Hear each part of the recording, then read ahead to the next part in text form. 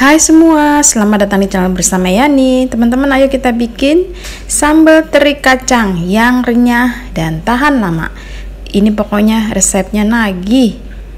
Yuk langsung aja kita bikin. Bahan-bahannya ada teri, saya pakai teri Medan, banyaknya 200 gram. Kemudian ada kacang tanah 200 gram juga, cabai merah keriting, cabai rawit merah, bawang putih, bawang merah.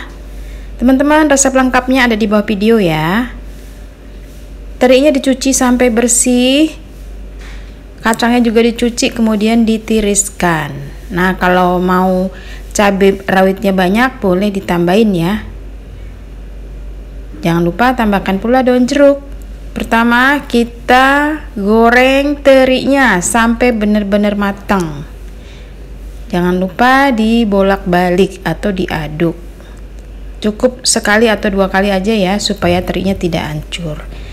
Tandanya teri udah mateng itu dia kalau digoreng tidak berdesis lagi, jadi ringan, tidak mengeluarkan suara, dan itulah tandanya teri yang sudah matang. Setelah ini diangkat kemudian ditiriskan sampai benar-benar tiris ya. Kacang yang sudah dicuci ditiriskan juga, lanjut digoreng sampai matang. Diaduk-aduk. Kalau sudah matang diangkat dan ditiriskan lagi sampai kering. Kemudian bumbu yang tadi dihaluskan, ditumis, masukkan daun jeruk yang sudah dibuang tangkai tengahnya. Biarkan sampai sambalnya matang. Biar tambah matang, masukkan sedikit air. Nah, ini udah mau asat ya teman-teman. Masukkan kaldu bubuk, garam. Kalau mau pakai gula pasir boleh banget, setengah sendok teh. Karena ini saya nggak mau pakai gula, jadi cukup garam dan kaldu bubuk. Dimasak lagi, biarkan sampai airnya berkurang. Setelah airnya berkurang dan bumbunya udah matang, udah asat seperti ini, matikan kompornya. Biarkan sampai uap panasnya hilang.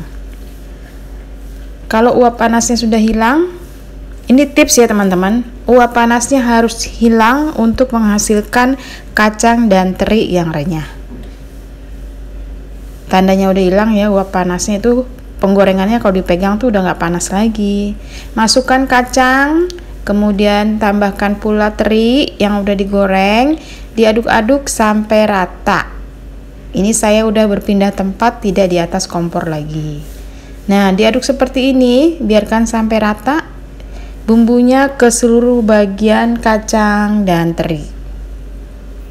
Sudah selesai teman-teman, sambal teri kacang yang renyah dan tahan lama. Udah bisa kita nikmati. Ini digadoin ataupun dimakan dengan nasi anget-anget. Temennya bisa sayur, kemudian bisa lauk yang lain, tahu tempe, bisa juga sayur asem ya. Selamat mencoba, semoga video ini bermanfaat. Jangan lupa like dan komen, terus ditonton videonya biar saya semangat bikin video yang lain.